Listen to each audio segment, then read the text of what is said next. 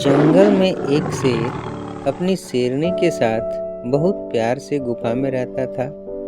शेरनी को खुश करने के लिए शेर हमेशा उसकी पसंद का शिकार कर ले जाकर उसको गुफा में देता था।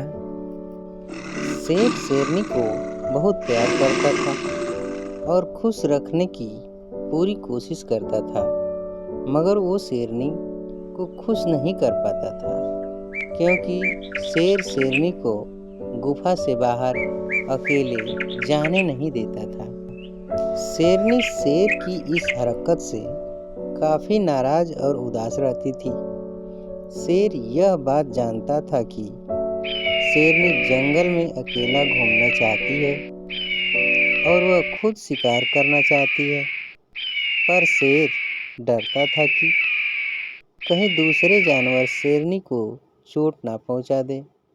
इसी डर से वह शेरनी को गुफा में ही रहने को कहता था। एक दिन शेर जब शिकार से लौटा तो उसने शेरनी को बहुत खुश देखा। वो गुफा के अंदर गाना गुनगुना रही थी। शेर को कुछ समझ नहीं आया।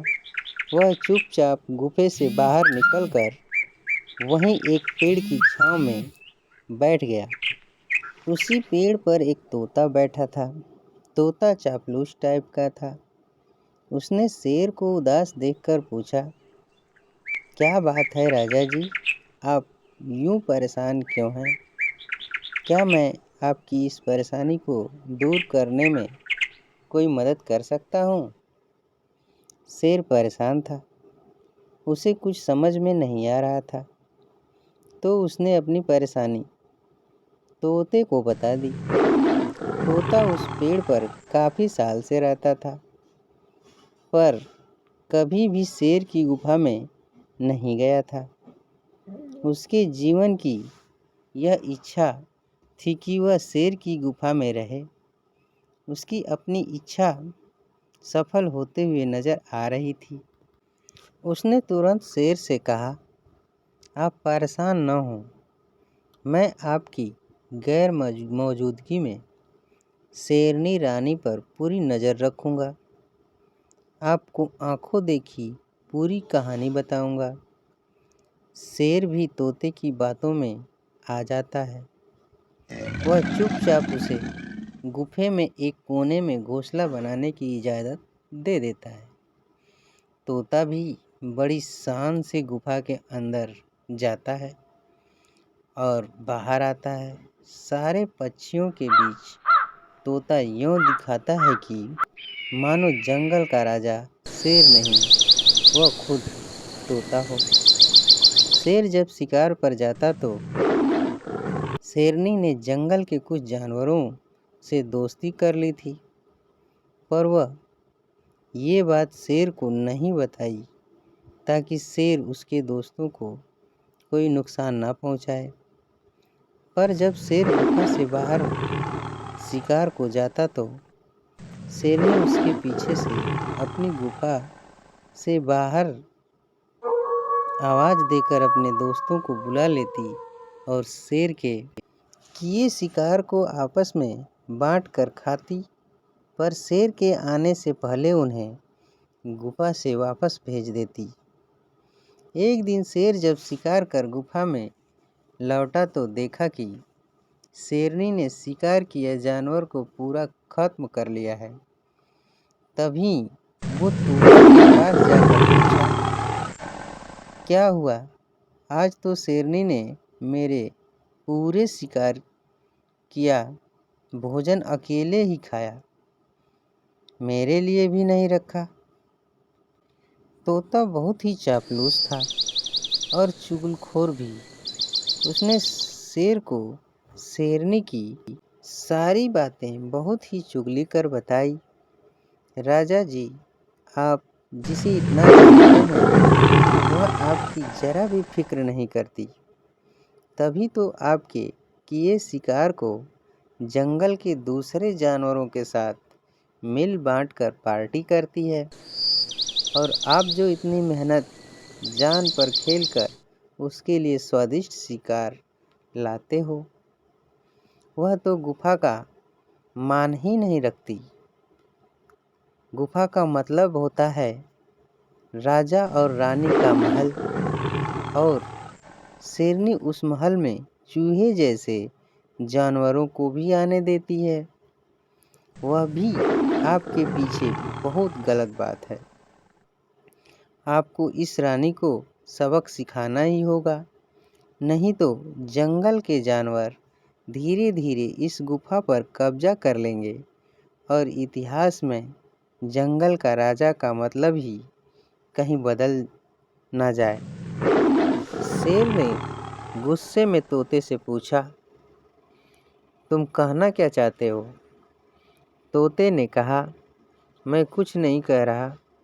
जंगल में जो सारे जानवर आप पर हंस रहे हैं कि आपकी रानी ने अपने दोस्तों के साथ रोज रोज गुफा में पार्टी करती है। शेर को शेरनी पर बहुत गुस्सा आता है। वह गुफा में जाते ही शेरनी पर हमला कर देता है। शेरनी अचानक शेर के हमले से मर जाती है। शेर वहीं चुपचाप थोड़ी देर बैठा रहता है। शेरनी को मारने के बाद शेर गुफा से दौड़ता हुआ ऊंचे पहाड़ की चोटी पर चला जाता है और वह वहीं से कूद जाता है। शेर अपनी शेरनी से बहुत प्यार करता था, तभी तो उसे मारने के बाद खुद भी मर जाता है। चुगलखोर तोता उस गुफा पर कब्जा कर लेता है और सबको शेरों की कहानी सुना सुना कर हंसता है। एक बुढ़िया थी। वह एक कुटिया में रहती थी। बारिश के दिन थे। एक रोज मूसलाधार पानी बरसा। बुढ़िया की छत टपकने लगी। टपाक टपाक। रात को एक शेर ने बुढ़िया की कुटिया के पिछवाड़े पनाह ली थी। भीतर बुढ़िया मारे ठंड के कांप रही थी। उसके कपड़े भीग गए थे। बूंदें अभी भी टपक रही थी। अब ठंडी ठंडी बूंदें बुढ़िया पर गिरने लगी। वह बोली, मैं शेर से नहीं डरती राम जी, मैं बाघ से नहीं डरती श्याम जी, मैं तो डरती हूँ बर्फीली बूंदों से। बुढ़िया की यह बात सुनकर शेर सोच में पड़ गया। वह बुढ़िया शेर से नहीं डरती, बाघ से नहीं डरती, सिर्फ बर्फीली बूंद से डरती है। आखिर यह बर्फीली बूंद है क्या? तभी छत में से बुढ़िया की पीठ पर एक बड़ी सी बूंद पड़ी। बुढ़िया सिहर कर बोली, मैं बाघ से नहीं डरती राम जी, मैं शेर से नहीं डरती श्याम जी, मैं तो डरती हूँ बर्फीली बूंदों से। बुढ़िया की मुंह से फिर वही शब्द सुनकर शेर घबराया और बर्फीली बूंद से बचने के लिए दुम दबाकर जंगल की ओर दौड़ा। रास्ते में बरगद का एक पेड़ था। एक बंदर ठंड से कांपता हुआ उसकी डाल पर बैठा था। नीचे एक मुसाफिर लेटा था। शेर को घबराया देख बंदर ने पूछा, शेर खान, आप तो जंगल के राजा हैं, यूं कांपते हुए कहाँ भागे जा रहे हैं? शेर ने कहा, बजरंग, मैं तो बर्फीली बूंद से डरकर अपनी गुफा में छिपने जा रहा हूँ। एक बुढ़िया कह रही थी, मैं शेर से नहीं डरती राम जी, मैं बाघ से नहीं डरती श्याम जी, मैं तो डरती हूँ बर्फीली बूंदों से। पेड़ के पास शेर को खड़ा पाकर पेड़ के नीचे लेटे हुए मुसाफिर को डर लगा कि कहीं यह मुझे भी खा न जाए। इसलिए उसने पेड़ पर चढ़ने का सोचा। जैसे ही वह चढ़ने लगा, उसके हाथ में बंदर की लटकती हुई दुम आ गई। दुम के फंसते ही बंदर चौंक पड़ा और वह मानकर कि बर्फीली बूंद आ पहुंची है, वह जोर से चीखकर पेड़ पर से कूदा। मुसाफिर के हाथ से दुम फिसल गई और वह फिर नीचे आ गिरा। जब बंदर चीखा और मुसाफिर धड़ाम से नीचे गिरा तो शेर ने भी मान लिया कि बर्फीली बूंद आ पहुंची है। वह इतना डर गया कि दौड़ता हुआ दूर निकल गया। उसी रात एक किसान की बकरी खो गई थी। किसान उसे खोजता हुआ जंगल में घुस रहा था। अंधेरे में शेर उसे टकरा गया। वह समझा कि बकरी उसे टकराई है, इसलिए उस पर ढेर सारी लातें बरसाई, उसके कान पकड़े और 2-4 झापड़ भी रसीद किए। शेर ने सोचा, अब तो मैं बेमौत मारा जाऊंगा। मैं इस बर्फीली बूंद के शिकंजे से छूट नहीं पाऊंगा। इसी डर के कारण उसने किसान की मार भी सह ली और भीगी बिल्ली बनकर किसान के साथ चलने लगा। घर पहुंचकर किसान ने बकरी के खूंटे से उसे बांध दिया। सवेरे उठकर जब किसान की औरत बकरी को छोड़ने के लिए आई तो उसने बकरी की जगह शेर को बंधा पाया। उस पर तो मानो गाज गिर पड़ी। वो ऐसे ठिठक गई, फिर वह उल्टे पांव भीतर भाग गई। किसान से सारी बात जाकर बताई। किसान ने खिड़की से झांक कर देखा। उसे भी यकीन हो गया कि खूंटे से बकरी नहीं शेर बंधा है। तो उसने चुपके से बाहर आकर शेर के गले से बंधी रस्सी काट दी और दौड़कर फिर घर में घुस गया। शेर ने सोचा, ठीक ही हुआ जो बर्फीली बूंद से छुटकारा मिल गया। वह भी जंगल की ओर दौड़ गया, दुम दबाकर भाग निकला। जंगल में एक शेर अपनी शेरनी के साथ बहुत प्यार से गुफा में रहता था। शेरनी को खुश करने के लिए शेर हमेशा उसकी पसंद का शिकार कर ले जाकर उसको गुफा में देता था। शेर शेरनी को बहुत प्यार करता था और खुश रखने की पूरी कोशिश करता था, मगर वो शेरनी को खुश नहीं कर पाता था, क्योंकि शेर शेरनी को गुफा से बाहर अकेले जाने नहीं देता था। शेरनी शेर की इस हरकत से काफी नाराज और उदास रहती थी। शेर यह बात जानता था कि शेरनी जंगल में अकेला घूमना चाहती है और वह खुद शिकार करना चाहती है, पर शेर डरता था कि कहीं दूसरे जानवर शेरनी को चोट ना पहुंचा दे।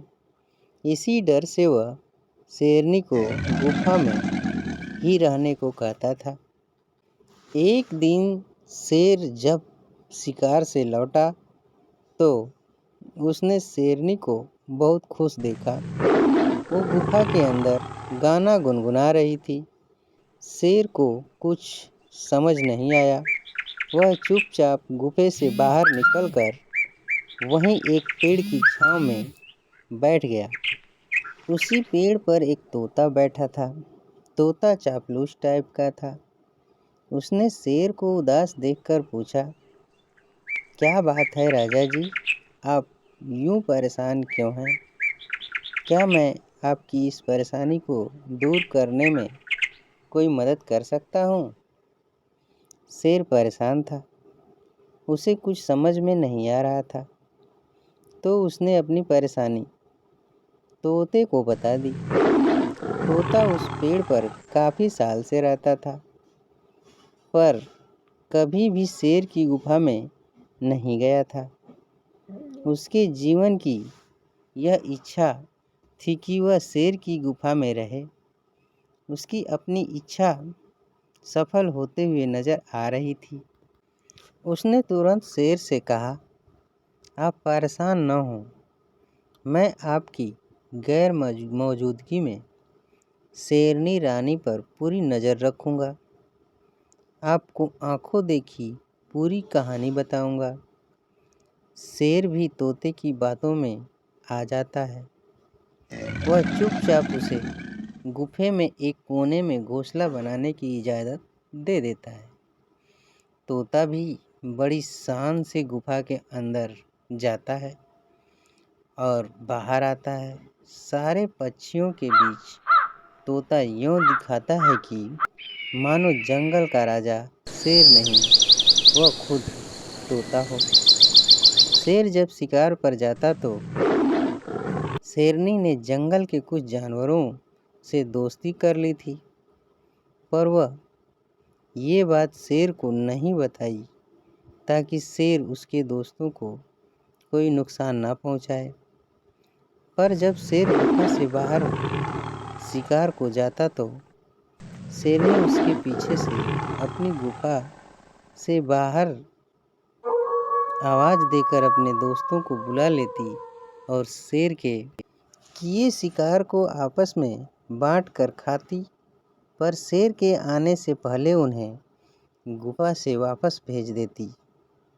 एक दिन शेर जब शिकार कर गुफा में लौटा तो देखा कि शेरनी ने शिकार किए जानवर को पूरा खत्म कर लिया है। तभी वो तोता के पास जाकर पूछा, क्या हुआ? आज तो शेरनी ने मेरे पूरे शिकार किया भोजन अकेले ही खाया, मेरे लिए भी नहीं रखा। तोता बहुत ही चापलूस था और चुगलखोर भी। उसने शेर को शेरनी की सारी बातें बहुत ही चुगली कर बताई।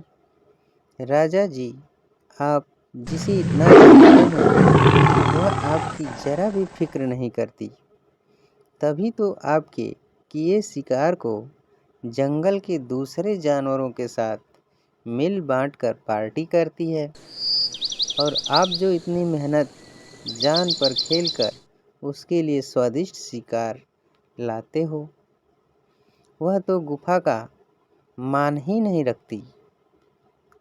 गुफा का मतलब होता है राजा और रानी का महल, और शेरनी उस महल में चूहे जैसे जानवरों को भी आने देती है। वह भी आपके पीछे बहुत गलत बात है। आपको इस रानी को सबक सिखाना ही होगा, नहीं तो जंगल के जानवर धीरे धीरे इस गुफा पर कब्जा कर लेंगे और इतिहास में जंगल का राजा का मतलब ही कहीं बदल ना जाए। शेर ने गुस्से में तोते से पूछा, तुम कहना क्या चाहते हो? तोते ने कहा, मैं कुछ नहीं कह रहा। जंगल में जो सारे जानवर आप पर हंस रहे हैं कि आपकी रानी ने अपने दोस्तों के साथ रोज रोज गुफा में पार्टी करती है। शेर को शेरनी पर बहुत गुस्सा आता है। वह गुफा में जाते ही शेरनी पर हमला कर देता है।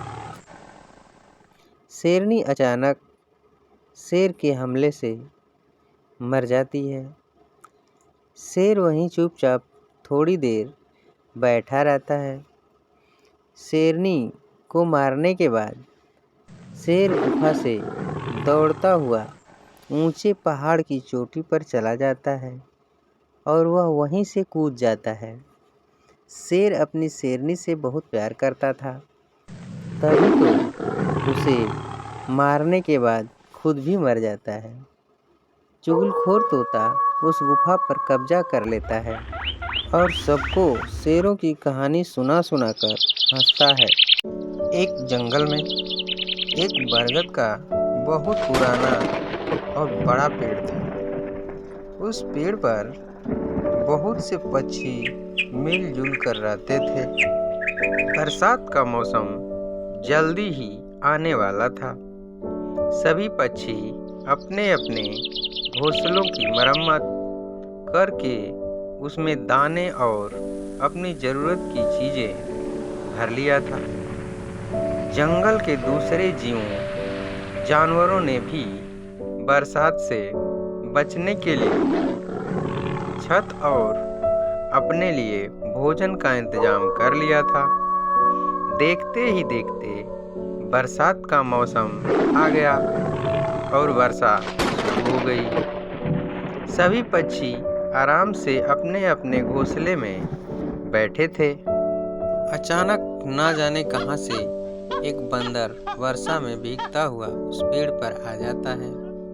पेड़ की एक डाल के पत्तों में छुपकर बैठ जाता है। वह ठंड से कांप रहा था। पेड़ पर रहने वाले पक्षियों को उस पर दया आ रही थी, मगर वो बंदर के लिए कर भी क्या सकते थे। उनके घोंसलों में भी इतनी जगह नहीं थी कि वह बंदर को अपने घोंसले में पनाह दे सके। जहाँ सब पक्षियों को उस पर तरस आ रहा था, उसी पेड़ पर बाया नाम की छोटी सी चिड़िया रहती थी। वह सोच रही थी, कैसा मूर्ख है यह बंदर। इसके पास भगवान ने हाथ पैर दिए हैं। अगर चाहे तो अपने लिए घर बनाकर उसमें आराम से रह सकता है, मगर उसे तो सारा दिन हुड़दंग मचाने से ही फुर्सत नहीं मिलती। बंदर को ठंड से कांपते देखकर बाया पक्षी को रहा ना गया। वह बोली, बंदर भैया, हम पक्षियों को देखो, हमें देखो, हमारे पास हाथ नहीं है, फिर भी हमने अपने रहने के लिए घर बना लिया है। सर्दी, धूप, बरसात से और अपने बच्चों की भी रक्षा कर लेते हैं। तुम्हारे पास हाथ पैर दोनों हैं, पर तुम उसका उपयोग सारा दिन शैतानी करने में लगाते हो। आप ना तो अपना और ना ही अपने बच्चों के लिए बरसात हो या ठंड हो, इससे बचने के लिए जरा भी नहीं सोचते। धिक्कार है आपके जीवन को। बाया पक्षी की बात सुनते ही बंदर को गुस्सा आ गया। उस मूर्ख बंदर ने यह बात नहीं सोची कि बाया पक्षी उसे उसकी हालत देखकर उसे समझा रही है। बंदर को आज जो कष्ट हो रहा है उसके जिम्मेदार कोई और नहीं, खुद बंदर ही है। वह फिर क्या था, एक ही उछाल में बंदर गुस्से में उस बाया पक्षी के घोंसले वाली डाल पर पहुंच गया और बोला, बाया की बच्ची, तू अपने आप को सयानी समझ रही है, बड़ा घमंड है तुझे अपने घोंसले पर, तो ले। बंदर झपट्टा मारकर बाया का घोंसला तोड़ दिया और जमीन पर फेंक दिया। घोंसले में बैठे बाया के छोटे छोटे बच्चे घोंसले के साथ जमीन पर जा गिरे। बाया जोर जोर से रोने लगी। बंदर दूसरे पक्षियों के घोंसले को भी न तोड़ दे। यही सोचकर पेड़ के सभी पक्षी एक होकर उस बंदर को अपनी चोंच से मार मार कर वहां से भगा दिया। इसलिए कहा जाता है कि मूर्ख को सलाह मत दीजिए, नहीं तो अपना नुकसान तो कर ही रहा है। जाते जाते कहीं आपको भी नहीं ना नुकसान पहुंचा दे। बच्चों, शेर तो शायद तुमने न देखा हो, लेकिन उसका नाम तो सुना ही होगा। शायद उसकी तस्वीर देखी हो और उसका हाल भी बड़ा हो। शेर अक्सर जंगलों की कछारों में रहता है। कभी कभी वह उन जंगलों के आसपास के गांवों में आ जाता है और आदमी और जानवरों को उठा ले जाता है। कभी कभी उन जानवरों को मार कर खा जाता है जो जंगल में चरने जाया करते हैं। थोड़े दिनों की बात है, एक गणेरिये का लड़का गाय बैलों को लेकर जंगल में गया और उन्हें जंगल में छोड़कर पास के एक झरने के किनारे मछलियों का शिकार करने लगा। जब शाम होने को आई तो उसने अपने जानवरों को इकट्ठा किया, मगर एक गाय का पता न था। उसने इधर उधर दौड़ा घूमा कि मगर गाय का पता न चला। बेचारा बहुत घबराया, मालिक अब मुझे जीता न छोड़ेगा। लड़का डरने लगा। उस वक्त गायों को ढूंढने का मौका न था, क्योंकि जानवर फिर इधर उधर चले जाते। इसलिए वह उन्हें लेकर घर लौटा और उन्हें बाड़े में बांधकर बिना किसी से कुछ कहे गाय की तलाश में निकल पड़ा। छोटे लड़के की यह हिम्मत देखो। अंधेरा हो रहा है, चारों तरफ सन्नाटा छाया हुआ है, जंगल भाएं भाएं कर रहा है, गीदड़ों का हौवाना सुनाई दे रहा है, पर वह बेखौफ जंगल में बढ़ा चला जाता है। कुछ देर तक तो वह गाय को ढूंढ रहा था, लेकिन जब और अंधेरा हो गया तो उसे डर लगने लगा। जंगल में अच्छे अच्छे आदमी डर जाते हैं, उस छोटे से बच्चे का कहना ही क्या। मगर जाए कहाँ। जब कुछ न सूझी तो एक ऊंचे पेड़ पर चढ़ गया और उसी पर रात काटने की ठान ली। उसने पक्का इरादा कर लिया था कि बगैर गाय को लिए घर न लौटूंगा। दिन भर का थका उसे जल्दी नींद आ गई। नींद चारपाई और बिछावन नहीं ढूंढती। अचानक पेड़ इतनी जोर से हिलने लगा कि उसकी नींद खुल गई। वह गिरते गिरते बचा।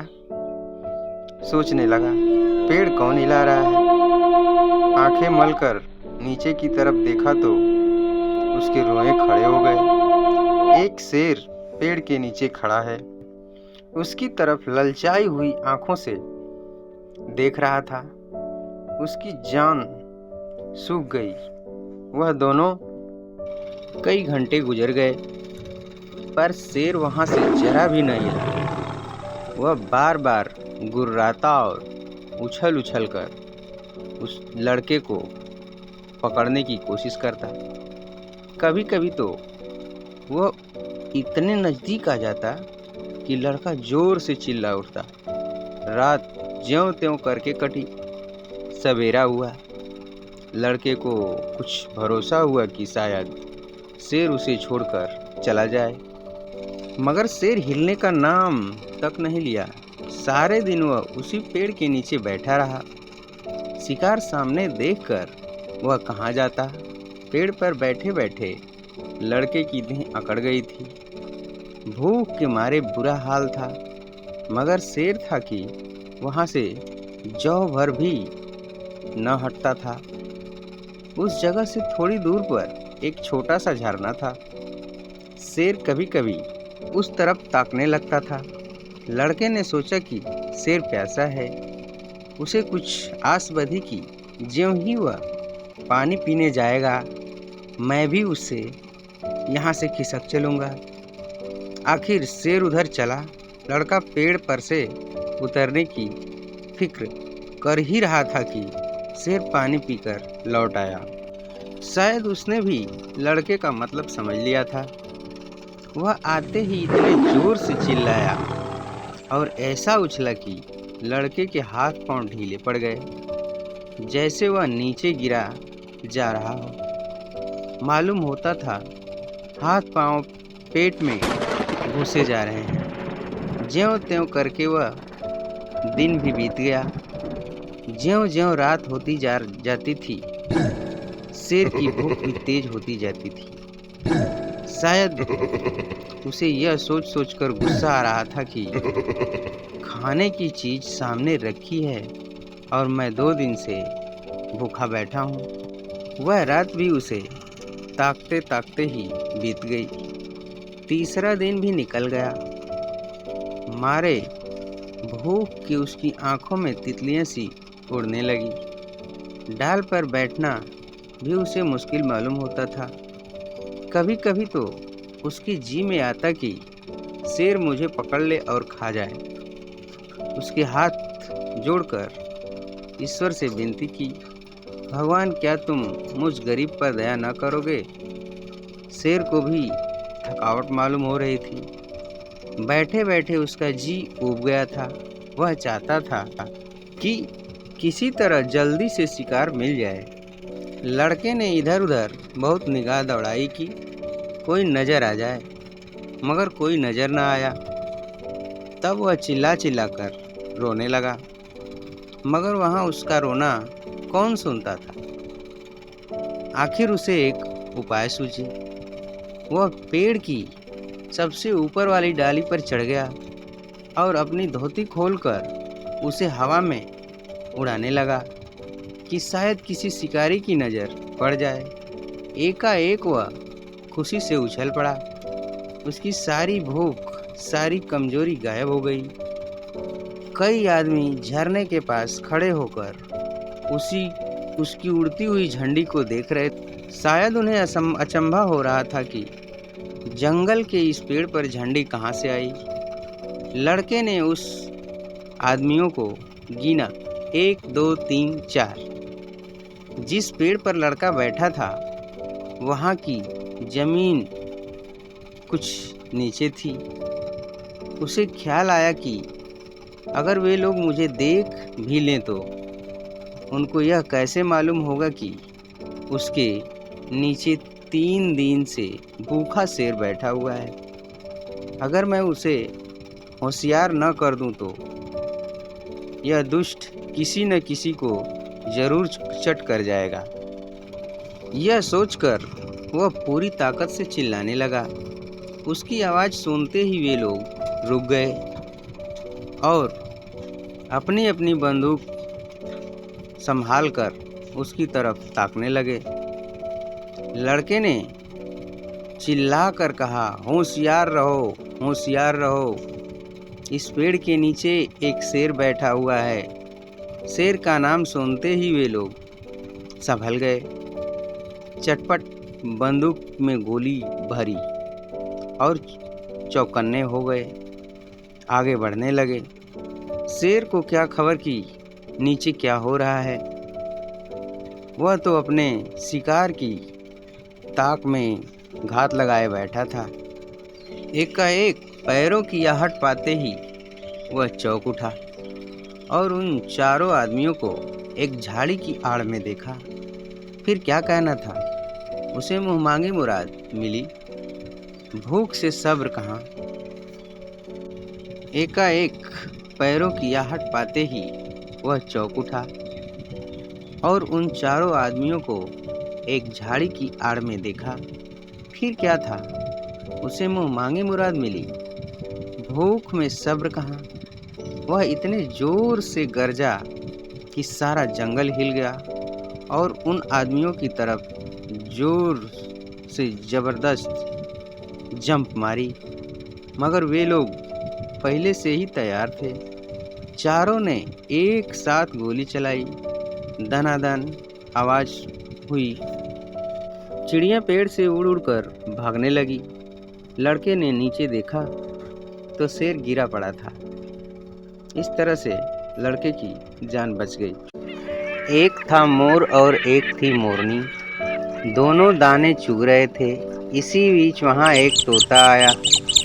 उसे इठलाते हुए देखकर मोरनी ने कहा, मैं अलबेली मोरनी, मुझको भला डर कैसा। मोर भले ही सुंदर है पर हीरामन है मोती जैसा। यह कहकर मोरनी तो तोते के साथ चली गई। मोर को बहुत बुरा लगा।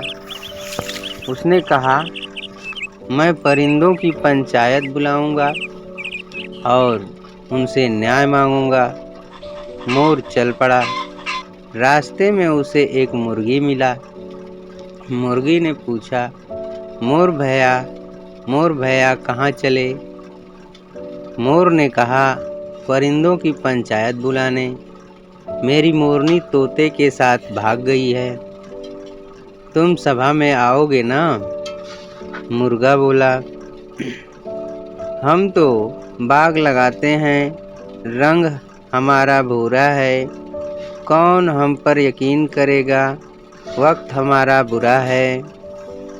मुर्गा मोर के साथ नहीं गया। मोर कुछ आगे चला तो उसे बाया मिली। बाया ने पूछा, मोर भैया कहाँ चले? मोर ने कहा, परिंदों की पंचायत बुलाने। मेरी मोरनी तोते के साथ चंपत हो गई है। तुम सभा में आओगी ना? बाया बोली, हम तो बया कहलाती हैं। हौसला हमारा अनोखा है। जो मर्द होकर रोता है वह मर्द नहीं धोखा है। बाया मोर के साथ नहीं गई। दुखी मोर आगे बढ़ा। रास्ते में उसे एक तीतर मिला। तीतर ने पूछा, मोर भैया कहाँ चले? मोर ने कहा, परिंदों की पंचायत बुलाने। मेरी मोरनी तोते के साथ भाग गई है। सभा में तुम आओगी ना? तो तीतर बोला, हम हैं तीतर एक देश के, लड़ाकू बनना हमारा पेशा है। पंचायत है लफ्फा जी का डेरा, वहाँ क्या काम मेरा? मोर आगे बढ़ा। रास्ते में उसे बगुला मिला। बगुले ने पूछा, मोर भैया कहाँ चले? मोर ने कहा, परिंदों की पंचायत बुलाने। मेरी मोरनी मुझे छोड़कर तोते के साथ चली गई है। भैया थोड़ा समय निकाल कर तुम आओगे ना? बगुला बोला, हम बगुले उजले हैं, गर्दन हमारी लंबी है। तुम्हारा टंडा तुम जानो, हमने टंडों से छुट्टी ली है। मोर ने सोचा, अब मैं बाज के पास चलूं, शायद वह साथ दे। मोर आगे बढ़ा तो रास्ते में उसे एक बाज मिल गया। बाज ने पूछा, मोर भैया कहाँ चले? मोर ने कहा, परिंदों की पंचायत बुलाने। मेरी मोरनी तोते के साथ भाग गई है। सभा में कोई आने को राजी नहीं है। बाज भैया तुम तो आओगे ना? बाज बोला, हम हैं बाज बहादुर, सिर हमारा गंजा है।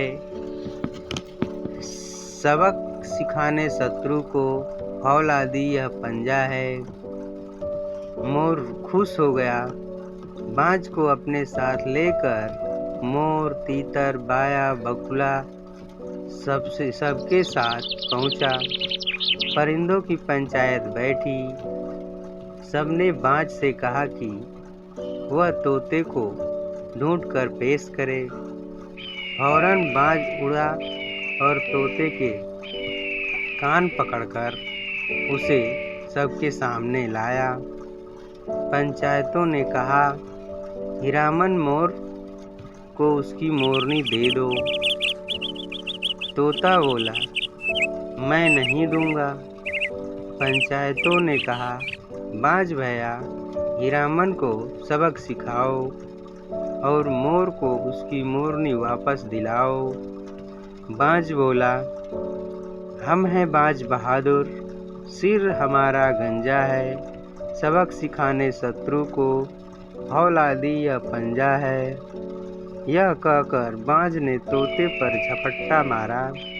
तोता डर गया, बोला, मुझे नहीं चाहिए किसी की मोरनी, यह तो मोर की शोभा है। भले ही उसे मोर रखे। मोर को उसकी मोरनी मिल गई और परिंदों की पंचायत बिखर गई। लोमड़ी ने मुर्गे को पेड़ की डाल पर बैठे देखा। उसने पूछा, तुम डाल पर क्या कर रहे हो? मुर्गे को तो जमीन पर चलते फिरते रहना चाहिए, नीचे उतर आओ। मैं खूंखार जानवरों के डर से यहाँ बैठा हूँ, मुर्गा बोला। लोमड़ी बोली, अरे क्या आज का सबसे बड़ा समाचार तुमने नहीं सुना? सभी पशु पक्षियों में समझौता हो गया है, अब कोई किसी पर हमला नहीं करेगा। मुर्गे ने कहा, यह तो वास्तव में दुनिया का सबसे अच्छा समाचार है। कहते कहते उसने अपनी गर्दन उठा कर देखा, जैसे दूर की कोई चीज देख रहा हो। क्या देख रहे हो? लोमड़ी ने पूछा। मुर्गा बोला, कुछ नहीं, पता नहीं क्यों कुछ शिकारी कुत्ते तेजी से इधर दौड़े चले आ रहे हैं। ऐसी बात है, अच्छा क्षमा करना, मित्र में चली। लोमड़ी घबरा कर बोली, अरे तुम घबरा क्यों रही हो? तुम्हें क्या डर है? पशु पक्षियों में तो समझौता हो गया है ना? मुर्गा बोला। सच है, लोमड़ी बोली, परंतु लगता है शिकारी कुत्तों ने अभी यह समाचार नहीं सुना।